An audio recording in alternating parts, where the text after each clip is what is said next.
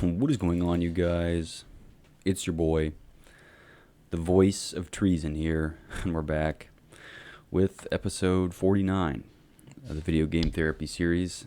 Yeah, I felt like it was overdue for me to sweat in my chair for an hour and talk about God knows what, because the items have been piling up a little bit over the last couple of days, and plus I always just feel a little bit better making myself talk in this setting.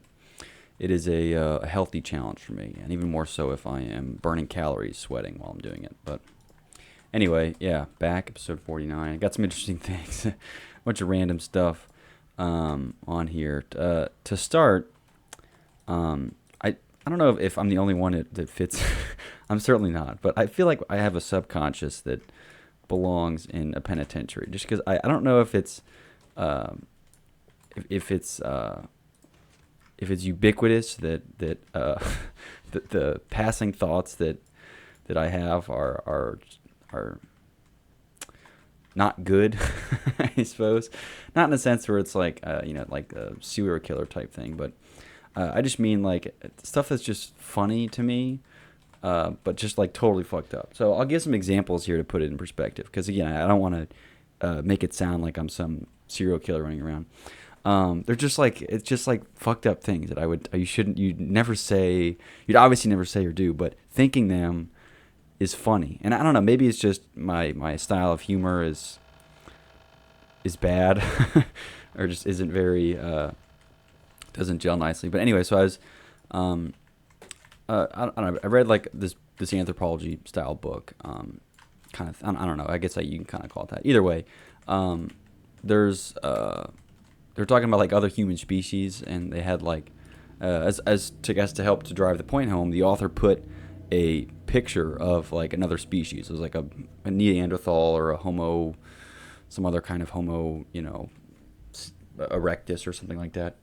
Anyway, so like, I mean, it looks human-ish. It looks like just kind of like a weird like monkey human kind of thing.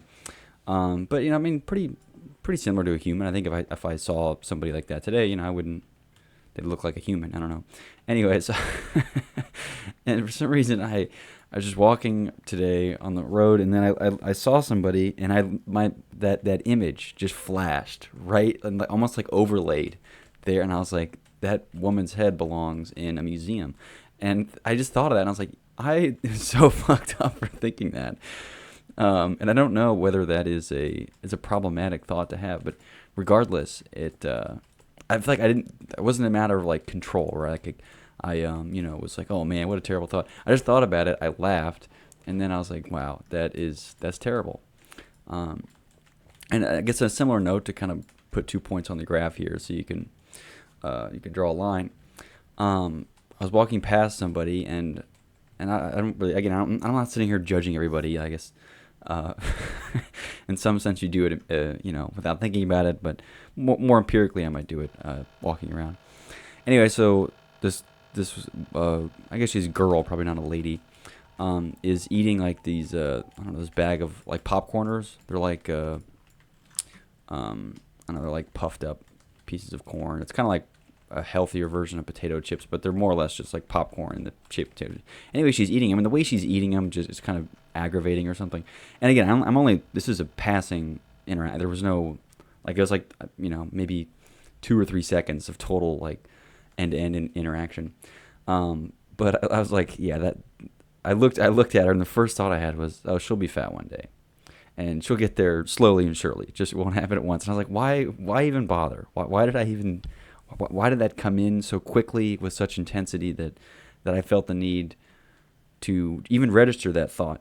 And yeah, obviously these examples are stupid. I think they're kind of funny, but it's just more of a dark sense of humor more than anything.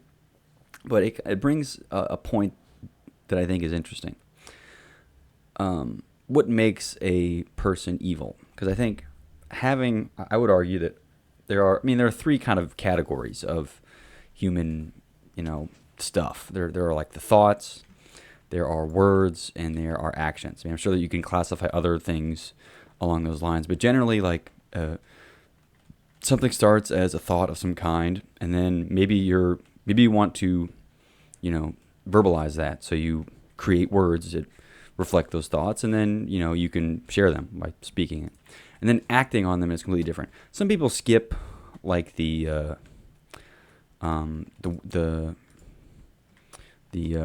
thoughts to words part, and they just go straight from like thoughts to action, which I think is a dangerous thing. And other people, I mean, it falls off at different points.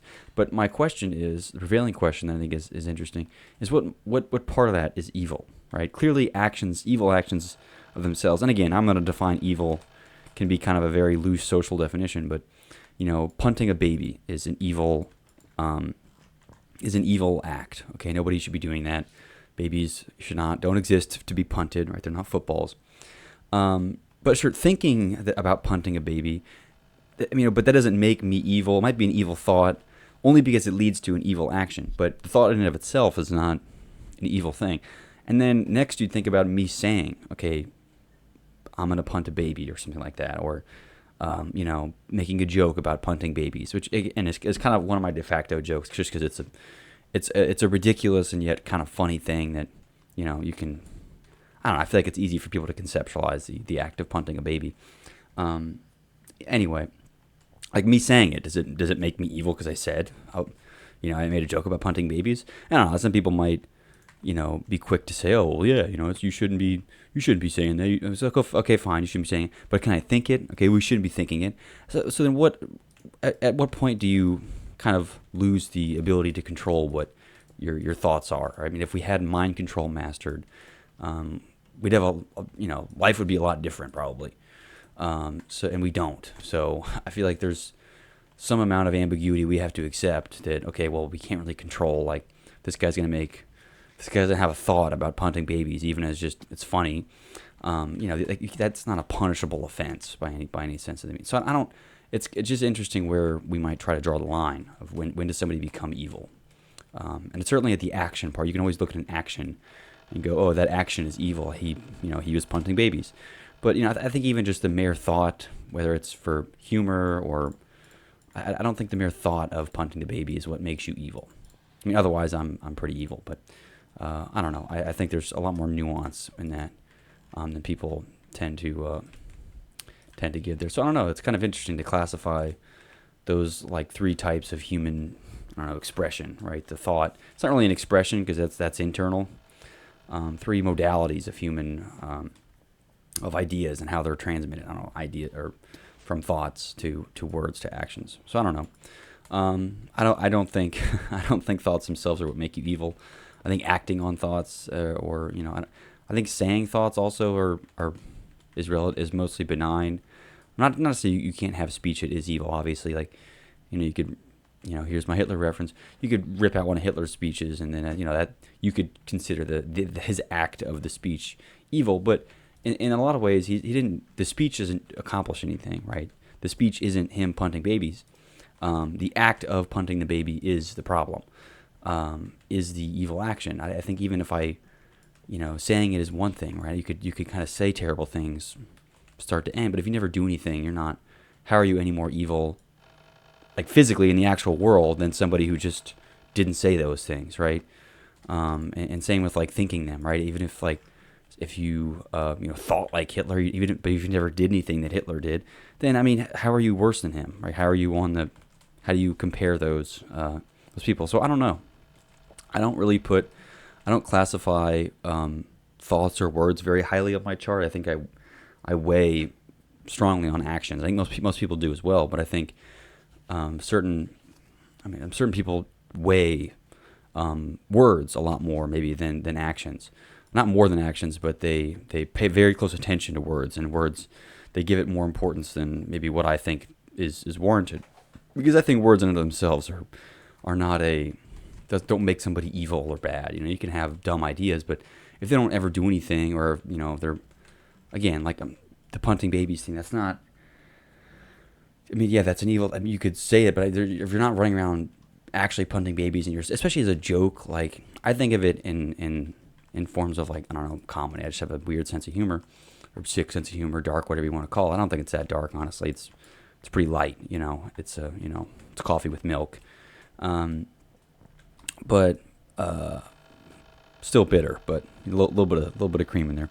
But still, I don't think there's anything wrong with making a joke about something, especially. I mean, it's funny.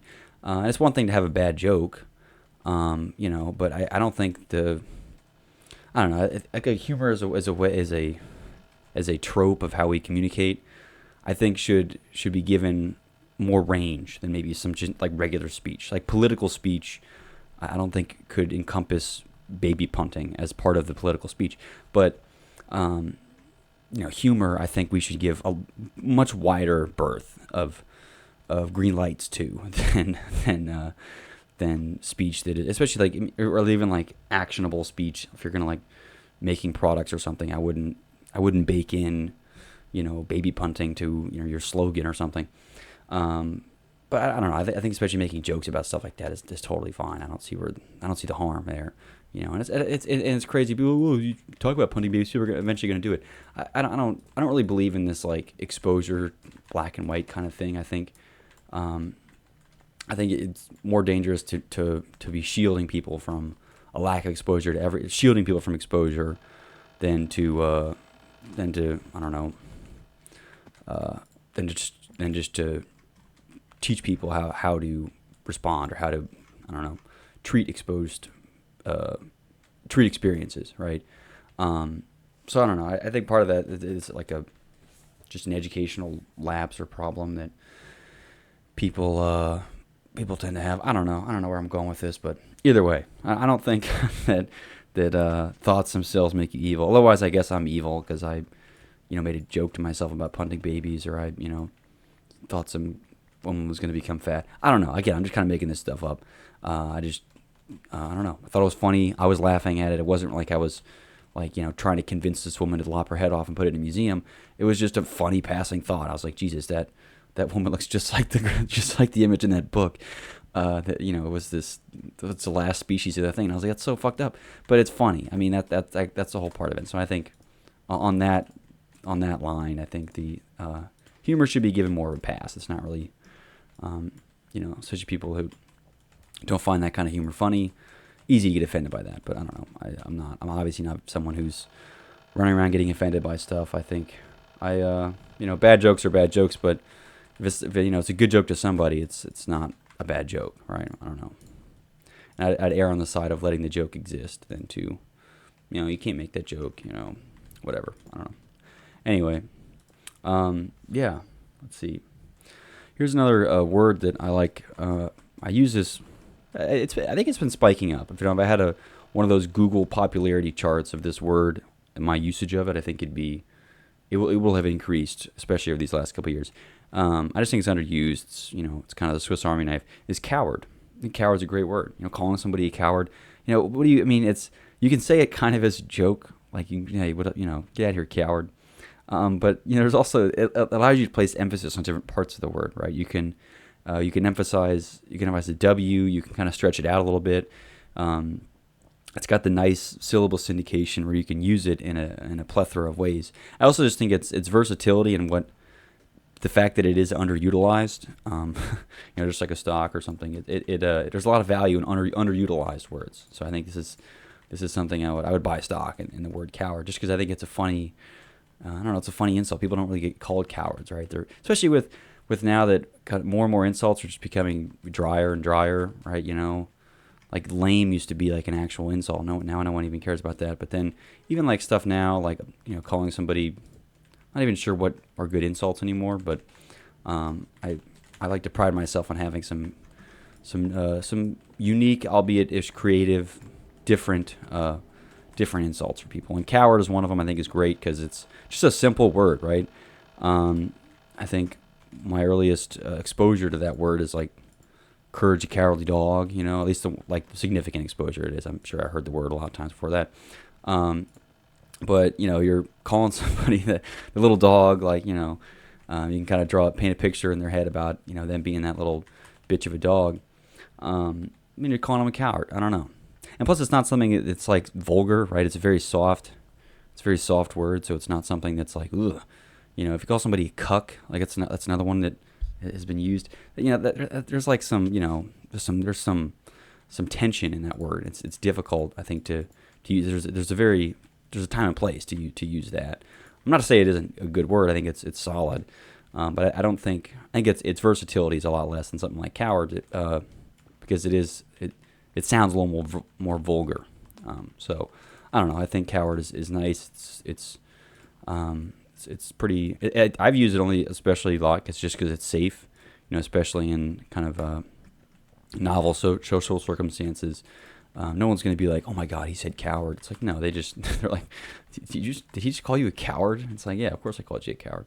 I don't know. It's interesting. So I guess just want to share that as one of my top words these days. So try it out for yourself. I'm not patenting it or anything. So next time you're looking for an insult, don't stick to the normal stuff. Beta, whatever. Beta's pretty good, though. I think beta's just funny more than anything. Call him a coward. Rip a couple cowards and let me know how those go. Be an interesting. He had an interesting response calling somebody a coward. Beta has grown on me a lot, actually, and I don't know why it has grown on me a lot, but I think it's a more insulting way now of calling somebody a bitch. You're calling him a beta, right? Because I think especially traditional men now are more scared of being called a beta than being called a bitch. You call somebody a bitch and you're like, you kind of, bitch is almost just another word for like dude at this point. This bitch fuck, this bitch whatever. It's very it's saturated, right? But a beta I think is still in its infant stages where you can you can use it, and I'm not a beta. What are you talking about? I don't know. It's pretty. It's good. I like the. Beta's grown on me in the last couple of months, but I don't know. Words come and go. I think it's funny and interesting to think about how the linguistics month to month and year to year change, both socially and just on an individual level. Because part of staying relevant and being an effective communicator relies on the staying up to date on the modern and modern linguistical characteristics of people and social circles, especially different ages. Like you don't see old men running around calling people betas. A lot of times they lose their a lot of their flavor. That's one thing I think I am worried about getting older. I say that as if I'm like in my mid 40s or something. Like I'm actually old. I'm not old. But one thing I worry about is just like the way in which, like, I guess older people or people with families that kind of all settle down, they're working for the man, they're kind of doing all this regular like adult shit. They lose a lot of the creative linguistics power or the conversational interest. I don't know. It feels like the conversations are very dry, right? Oh, how old is your? How old is your? I don't know. I don't know if there's ever a point where I just don't think I'll be satisfied in having these, bland, boring ass discussions where you can't use this informal language, right? Where you don't see husbands running around in friend circles calling each other betas. They're all very cordial, and it's very almost seems like they're all politicians or something. So I don't know. There's some there's some amount of that I hate, and I really don't want to happen to me. I'd like to retain as much of my linguistics flavor for as long as I can. So I don't know. Interesting, but yeah, coward's a great word. Something else that is interesting. So I read this. I'm gonna call it a blog, but I don't really know what it is really. But it was this dude. Again, I'm not gonna cite this because I don't. You could probably look it up and find it if you want, but I don't know. I'm not gonna bother going into details. But he cited these two, like, I'm not sure if it was his thing or citing it for someone else, but there's these two prevailing like theories on something. Actually, I remember what it was. It was on these two overarching theories of like note taking, right? So there's like different strategies for like taking notes. This is not for like doing it for a class either. This is for like organizing, your documents or your, relevant, just like your life's information or your links or something like that. So like my new website, for example, like the note taking would be my links.html page where all the websites and things that I have are all linked on there. So there's like this guy talked about two like philosophies of that, and it boiled down to people they were arguing about different, whether you should prioritize modularity or flexibility. Do you want an infinitely flexible system or a system that works that's more functional, right? Would you want one that's more versatile and more functional? Is basically the trade-offs. But it kind of boiled down to a deeper philosophy, and the two words that he used, which I'm going to refer to just to be consistent, was essentialism versus like pragmatism.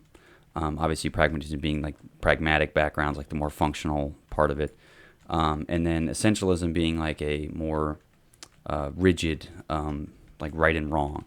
I think that is more towards I think in the way they were discussed in the blog, it was the essentialists were saying that there's a defined way, there's a structured way that you can take notes and organize, your documents in a way that allows for maximum utility out of like this system. And the pragmatists or the pragmatic approach of it was, no, you want a system that's flexible on things. And so he used an example of a chessboard, which I think is interesting. So you think about the representation of a chessboard, right? Somebody looks at this and says, okay, this is a chessboard. And in 99.99% of cases, that is the most accurate description. Somebody would say this is a true description. This is an accurate description. Correct. Like, that's kind of the way of looking at it. But in the same sense, like, a chessboard is technically like a colored piece of wood, right? But if you called it that, you'd be like, why'd you call it, like, what? No, it's a chessboard. And they're like, well, I mean, yes, technically it is that. So it's like almost like those technically the truth things, but kind of brought out to another extent. And I suppose if you're looking at a chessboard under a microscope, it's a collection of atoms arranged in a way that, is, I don't know.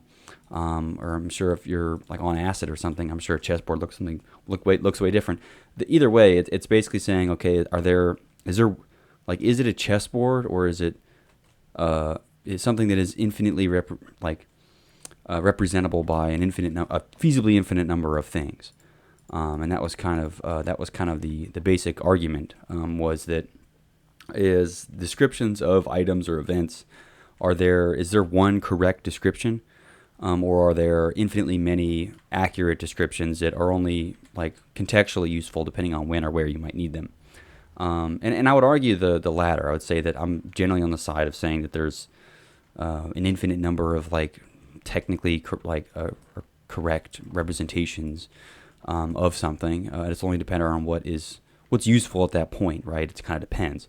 Again, if we're looking at a chessboard under a microscope, it's probably helpful to think about them as atoms and as a collection of carbon or wood or whatever the thing is it's made out of. It doesn't matter really, but it's more helpful to look at it through that sense. Whereas somebody might say, no, period, done and dusted, this is a chessboard, because it's more useful to look at it for the 99.99% of cases. But just because I tend to be working with things in strange capacities or strange ways, I tend to like opt for maximum modularity.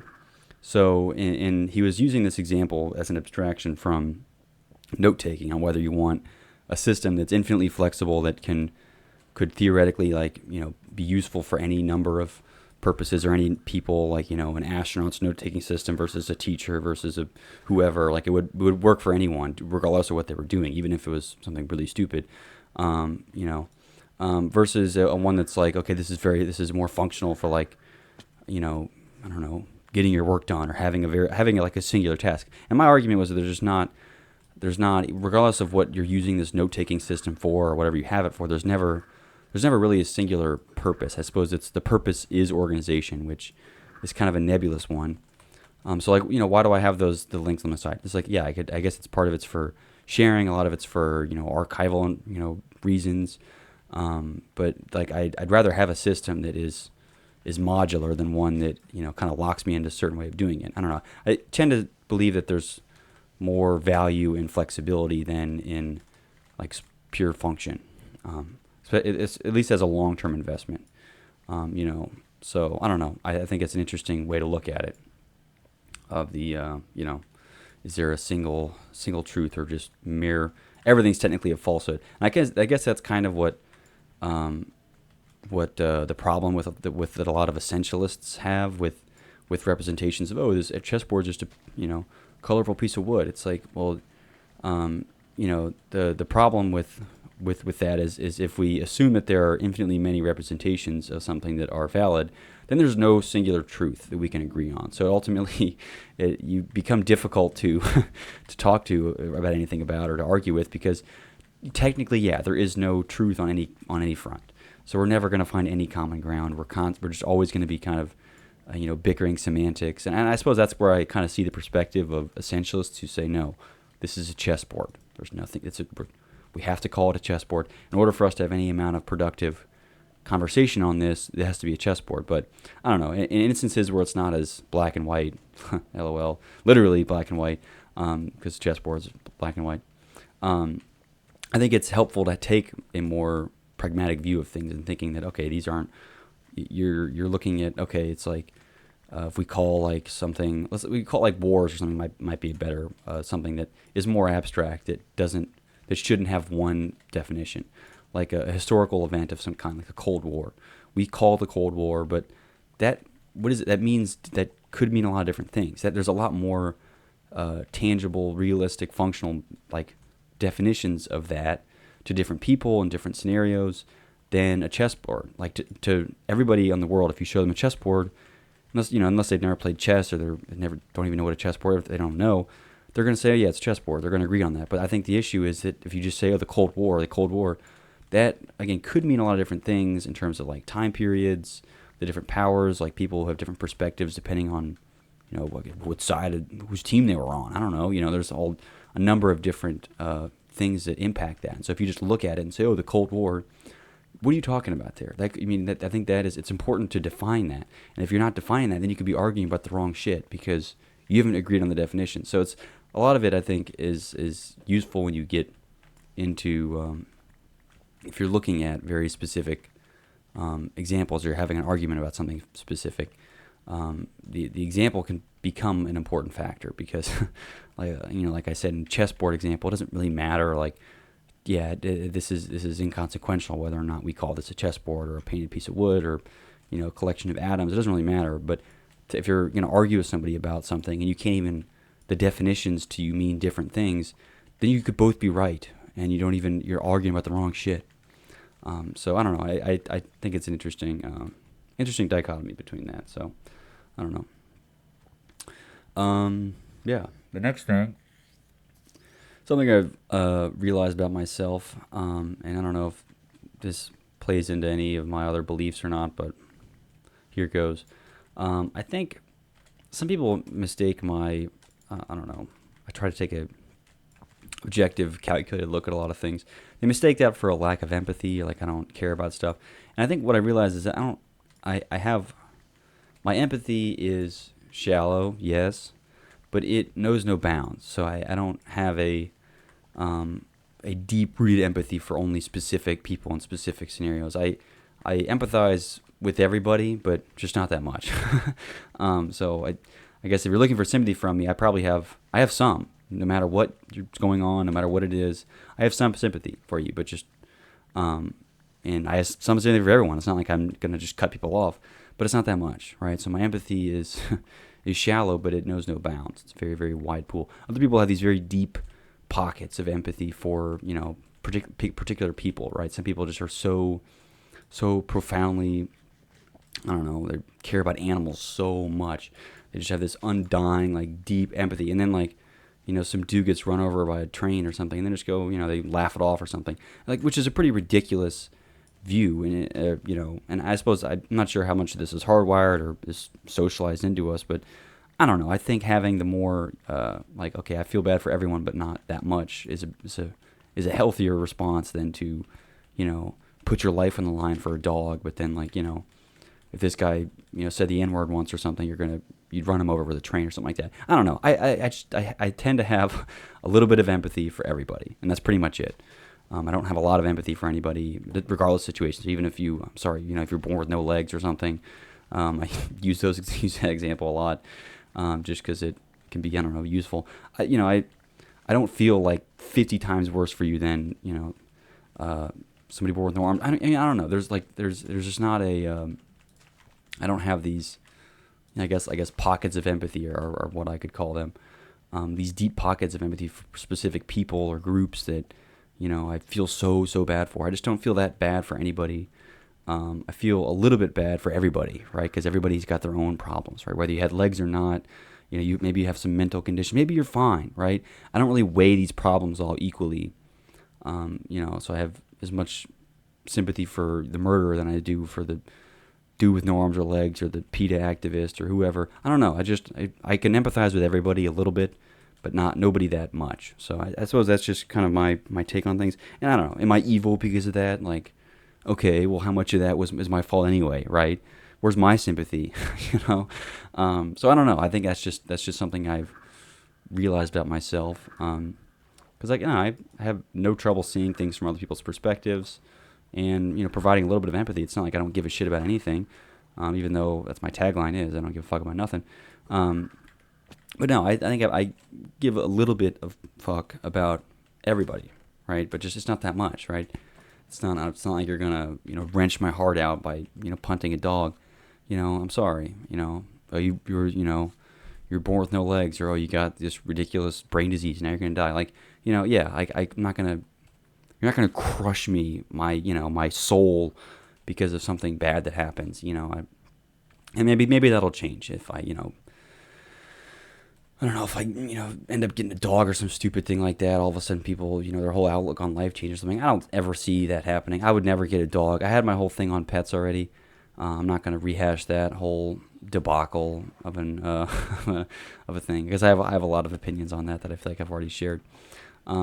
But I don't know. People's empathy seems to be swinging up and down all the time. Sometimes they feel bad for everyone. Sometimes they feel bad for nobody, or they just if you eat meat once, you're the devil. But like I don't know. There's like these weird axioms that people base their sympathy off of. I just think that's kind of foolish, right? I don't know. I kind of accept that. I realize that my scope and view of things is inherently limited. Everybody's is. And so I'm gonna give everybody a little bit of the benefit of the doubt, but I'm not gonna I don't have this unending pool of empathy. Like I'm just forever gonna feel terrible for everybody that's starving in a third world country. Like, yes, okay, I feel a little bit bad for you, right? I feel just same as everybody, but I don't. To me that's like almost like a communist view on the on the system of empathy. It's like, yeah, everybody gets a little bit. It's not that much, and unfortunately, the way that shakes out is that.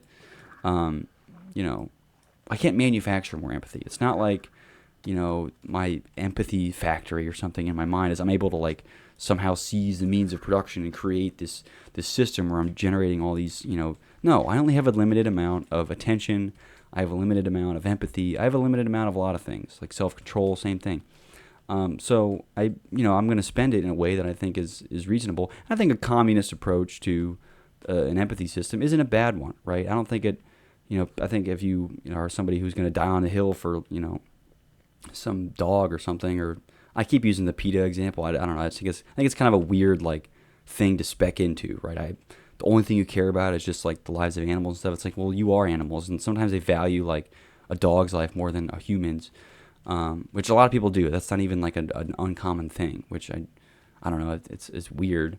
I mean, I guess I could kind of get it if you're not really a humanist, or you don't really, I don't know, it'd be a weird, I think there's a biological argument that, it doesn't really matter, why are we more important than pandas or something? It's like, technically, yeah, I guess you're right, but at that point, why are we any more or less important than the ants? And if you're going to go after, saving the pandas, you got to save all the ants too, right? And you kill them all the time. So I don't know, I think it's kind of a dead end if you try to spec into that. But no, I don't have an unlimited amount of empathy, so I only got so much to go around. I think this communist view is pretty good. I feel a little bit bad for everybody. I'm sorry. Maybe if there's something small I can do, great, sure. Otherwise, but I'm not gonna sit here and like wrench my heart out because an ant got crushed by a 4-wheeler. I don't really care. I'm sorry. It's there's I mean, again, I don't. It's not that I don't care at all. I care a little bit, just a little bit, not that much. But I care just as much about that than I do as the dog. And not to say that it's all like. All emotions when it comes to empathy are created equal. There's certainly periods and times at which I might require more empathy of me of a certain thing. If I don't know, some dude kills one of my friends or something, that's going to be terrible, and I would obviously that'd be a big spike, right, in that direction. It's not like I would treat that the same as I would if I just crushed an ant between my fingers. And I'm not even somebody that equates all of the animal and human life. I've said before that I think humans should be thought of as superior only because I am a human, and I almost have to think that, otherwise it's a violation of my own principle, right? I got here thinking that I should survive. Otherwise, like, species would not have evolved in any way. They'd be like, oh no, you guys can evolve, and you guys can reproduce. Everyone would be a eunuch if you thought like that. So I don't know. It's just weird to to take that down all of its roads. But no, there's certainly things and places where I have deep empathy for my personal situation. But I don't have an unlimited basket where I can just feel bad for everyone all the time. So some people like, oh, we don't feel bad for the people starving in Africa. It's like, I do, but what the fuck am I supposed to do about that? I can't do any more about that than I could. I mean, if it was one thing, if it was like, if I was a doctor and someone's like, oh, this person needs, surgery right now, like, I'd be like, oh, sorry, buddy, can't help you. Go fuck yourself. It's too bad.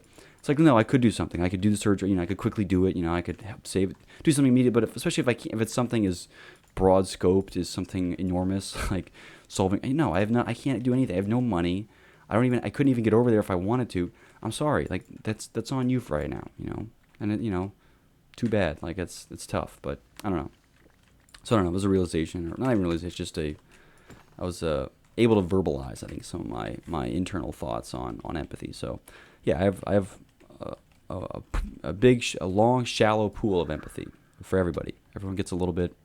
Nobody gets that much. Occasionally, I might give you a splash, from my empathy pool, but most of the time, you get a toe. You can dip a foot in, toe in.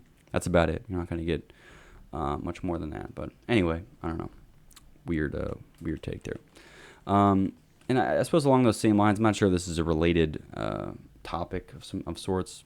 Perhaps it is. Maybe it's not. I don't know if this has been a something that has increased in the last couple years for me or not. But I have just less. I don't have very much faith in a collective, right, and a collective action, right, of institutions that or like crowds, right? If you were to bet, it's like suppose you had a moral decision of some kind, right? Okay, we assume like maybe it's a trolley problem or something. I don't know. Maybe it's a lopsided trolley problem, meaning that it's like do you kill 10 ants or do you save one human? Most people would pick one human. In terms of who I would back, like with who I would trust with that decision, would I trust just a random hodgepodge group of people, right? Just a large collection, a big crowd, or an individual person. And I don't. The crowds are stupid, right? Crowds that generally the crowd is almost sinks to the lowest common denominator of person, or of intelligence, or of wit or something. I'm not sure. I have very little faith in a collective, a collective unit of people. I have much more faith in an individual person. So it's not, I think like you spend time on the subway. That's like everyone just minds their own business on the subway. If you see somebody, no, who cares? Just, sorry, some of your, something's going on there. You just can leave them alone, right? There's no action. But if, it's mano v mano, I have a lot more faith that somebody might make the right decision, right? If it's not even on subway, if it's, it's 1v1 kind of deal, I have a lot more faith in that individual person making the right decision than a group of people. Because, I don't know, I think the group people, whether it's like groupthink or some thing, I think somehow, again, there's probably some science I could find to back this up, but, there's kind of a whole problem there anyway. There's some amount of corruption that happens when people all get together and they try to make some collective decision. I don't think it's often that people, working together. Maybe I'll be specific here when it comes to like moral decisions, because I think like technological decisions or like minds working together on some kind of engineering problem or something. I think that's a different realm of thing. I think if we put people together to make moral decisions, it's a loss, right? We lose it almost every time because people are really dumb morally than in a group than they are as individuals. So maybe I need to distinguish the moral individualistic tendencies that I have, not necessarily I'm not saying that like, all, we should do away with group projects and everybody should just do everything on their own all the time.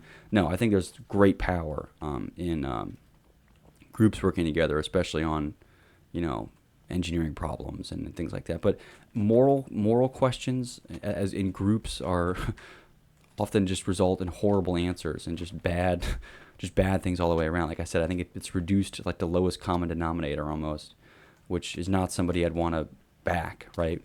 At least with the individual, I know that they're going to be acting on their own accord. If they make a dumb decision, it's one dumb decision, right? Whereas in a group, odds are at least one person in that group is a complete moron.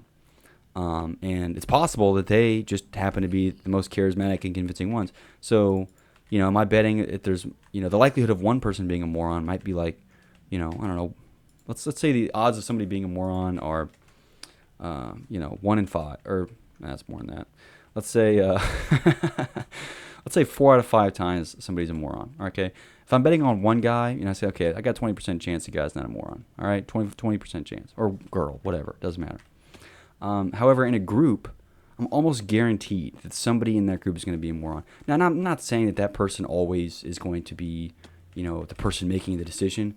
But I mean, I don't know. I suppose this also comes down to a math problem, because if I say that the likelihood of somebody being a moron is above 50%, then yes, my answer always makes sense. However, if let's say I put the likelihood of somebody being a moron at like, I don't know, 3% or something, in a group, you're much the I don't know, you're less likely to get the moron, but you're less likely to have that person. You're gonna have more smart people around, less morons. I don't know. I think the mathematics of it are interesting, and it comes down to what your what your percentage is. What percentage of people do you think are morons? And I don't know if it's just my opinion that I think a lot more people than I'd like to admit are morons. And I already try to give people the benefit. I already say like 80-20, 80% are morons, 20% are not. But even that might be, a little ambitious, right? I think I try to people that I'm around, there's a lot of bias there. I'm not acting like I'm, some holier than thou. Believe me, and in many ways I act just as moronic as everything else. And that's probably where this comes from, is that I know how stupid I am about certain things. And I know even more so that there are a lot of people in different contexts that would be stupid, right? If the moral decision, or if the decision, let's exclude morality for a second. If it was about like, I don't know, you pick a random topic, all right, fashion, we'll say. I would be like de facto the biggest moron. I don't know anything about that. And so like I think the odds are if you have a moral, question of some kind, you're a lot of people that haven't thought deeply about morality, and their deep thoughts about it are quite shallow, or often charged by some one experience they had. One Latino guy stepped in their shoe and now they hate Mexicans or something. I mean, what a ridiculous confounding variable that is. But unfortunately, you see a lot of people that make kind of these rounded off decisions that way, and they don't spend any time deeply thinking about their things. And it's not until you question it, or you question them, or you get them in a state where they're thinking about it, that they go, "Oh yeah, well I don't know, maybe." And it's like, what you spent effort, in expending these ideas and these thoughts, but you spent no time mulling them over. Nothing. They were implanted once, and they never, you watered the plant once and never again, and you just kind of let it grow out of control without looking to see whether it's a poisonous plant or not. You should be sifting through your ideas and things to reconcile discrepancies and hypocrisies that you have. I don't know. I saw an interesting quote that kind of sums this up. So as I was reading a transcript of back in the 90s, people were talking about the early days of hacking.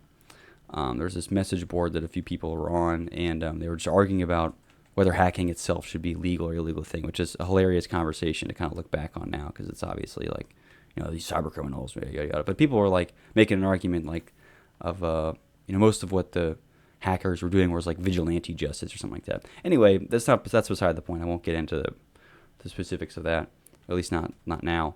But some dude was like pretty outspoken on there, and then he was making like a more argument about like, oh, if I don't lock my house, are you doing me a favor by like coming in, or like does it matter if you rob my house if I don't know you rob my house? It's like kind of thing. I don't know. It's a very strange it's very strange hypothetical he's posing forward. Anyway, so the guy like ended up in the middle of the discussion. He like changed his mind. He was like, yeah, okay, actually, no, I agree with you there now. And the guy and people were like, what, really, you just changed your mind? I think the quote that the guy said was like, it sounds like you don't chisel your ideas in stone. And he said this quote, which was interesting. He says, thesis, antithesis, synthesis. So it's like you have an opinion, you hear the opposite of that opinion, and then you kind of synthesize what the difference is. And I think on certain people and certain ideas, they never get past like the stage of thesis, right? They have thesis, but there's no antithesis or synthesis. It's all just like, oh yeah, there's one idea, done. That's my thesis. It's over. There's no amount of that. And so I don't know. Like I think it wasn't like people. In some ways, the guy became less, prevalent in the forum because he had openly changed his mind about something, which again is we all know too well that's not a smiled upon trait. People that just openly change their minds. It I don't know, insinuates some amount of instability in their ideas, which is dangerous. What if they change their mind again and all of a sudden they're Hitler now? It's like what I think the more often the more flops you have, the more changing minds from the more you change your mind on something, the closer you'll get to something, right? It's kind of like two asymptotes on either side of a line. You're kind of bouncing between lines, but you're getting closer towards the end. But if you're not moving between them, if you're not oscillating between them, you're not moving closer. You're just kind of at one point. So I don't know. That's kind of my view on things. I've probably said before that I think it's a mistake that you have to have these firmly set beliefs that are chiseled in stone, and I guess I don't know. I respect the guy for creating a quote that is good. It's a good way for me to remember and internalize the back and forth and the ping pong nature of ideas and where they should be. So I don't know. So I'd be curious to hear what other people's idiot percentages are. So I don't know, but yeah. Let's see. Let's do like one more thing. Oh, here's the other thing about the individualistic argument. Another quote that I think it summarizes this well is that it takes a lifetime to build a reputation and 1 second to lose it. And especially when there's information in itself, and truth is this nebulous concept to some extent. It rings ever more true. And I think the collective are the reason that happens so frequently. Is that people do say one stupid thing or do one stupid thing, and all of a sudden they're this piece of shit. Like it took them half a second to go from like walking Jesus Christ to like this guy's a walking trash bag. And it's not individuals themselves that do that. Most people tend to give people some leeway, or they don't go from loving to hating somebody immediately. No one really does that, right? Because they've built up social rapport on an individual level, but on a collective level that happens instantaneously, which is not something I think it's not good. It's not fair, and I'm not arguing about it not being fair. But this is why I don't have an immense faith in this collective, is because even as it's something as simple as that, that axiom, it takes a lifetime to build a reputation in 1 second or one decision or something to ruin it.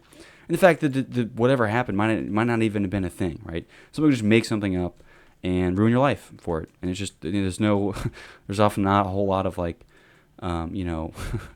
arbitration or thoughts that goes into that. They just go, oh, well, this guy, he was accused of that, and the way it has summed up in my head was 3 words. Was that, fuck that monkey. So I guess in the social capital eyes of the ecological system, right? Let's say that, again, 'cause I'm just going to use monkeys as the examples here. So a monkey is accused of stealing a banana. And it's like, well, hey, that guy, hey guys, I hear that guy stole a banana. And it's like, ooh, oh, who knows, court is in session. Probably not. Let's just say, you know what, even if he didn't steal the banana, being suspected of stealing a banana is bad enough. No, no thanks. Doesn't get my vote. Which is such a is such a limited trip, like stupid view to have. And this is why but that's a collective action. That's not an action take one individual. The choice of one individual to do something like that and say, fuck that monkey, is much less, right? If one of my close friends, I don't know, punted a baby or something, let's get to the bottom of this. Why did you punt the baby? Did you actually punt the baby? I have a lot of questions, right? Whose baby was it? Why? What was the thing? What was going on? Just because I know them, even if it's someone I didn't, I'd want to give them this, this line of interrogation. But it's someone I don't know. I just assume, oh, so and so punted a baby. It's like, well, fuck that guy. Like, what are you talking about? That guy punted a baby. That guy's terrible. But I'd have no questions, right? Because it's a collective thing, right? But on an individual level, you can get much more. We want to get granular with asking questions about, what was this really true? Why'd you do this? So it's easy. We see that with close friends and acquaintances that do things. You're like, what happened? Tell me a story. Give me the scoop. And oftentimes it's not nearly as bad as we say it is, or it's actually just a lie, or if it is the truth or something else going behind it. We often give the benefit of the doubt when it comes to an individual occurrence of some kind. But I'm sure in the monkey tribe, the first rumor about that monkey stealing a banana, fuck that monkey. The monkey's gone. His social capital went from something to zero. Nobody wants to even associate with a monkey, because being suspected of being a banana stealer is as bad as a crime that there is in the monkey kingdom. So I don't know. That's kind of my thoughts, and why I have less of this faith in the collective action. People are always going, no, on the subway, no one is going to, I don't trust anybody to make the right decision ever. No, but if it's one person pressing the button, maybe I have a better shot. And so I don't know. It comes down to a lot of different things. But yeah, I don't know. Moral of the story: fuck that monkey. No, I actually don't I don't back the fuck the monkey thing. I think we should question the monkey. Why'd the monkey do this? Oh my god. Question the monkey. Don't just say fuck the monkey. But I don't know. It's interesting. All right, once I quit burning here, I'll wrap up the episode. But yeah, I don't know. Let me know what you think about your faith in individual versus collective peoples. It's an interesting concept, and I'm sure it probably extends to some form of government or something. I don't know. I don't really care about that much. But I was thinking about it more in terms of moral quandaries, because I do agree that as technical systems and engineering systems, a collective is always more powerful, especially if you're able to segment. But it becomes very, very difficult when you put moral quandaries in the hands of a collective, because it's just not often, you don't make good decisions that way. I think there are different contexts in which collective systems and individual systems work better. And so, I don't know. Interesting. Anyway, thanks for watching. Appreciate it, as always. But yeah, leave a comment if you enjoyed it. And check out my new website, Donate Me Monero, Rusty Buckets XYZ. Peace out, and I'll see you next time.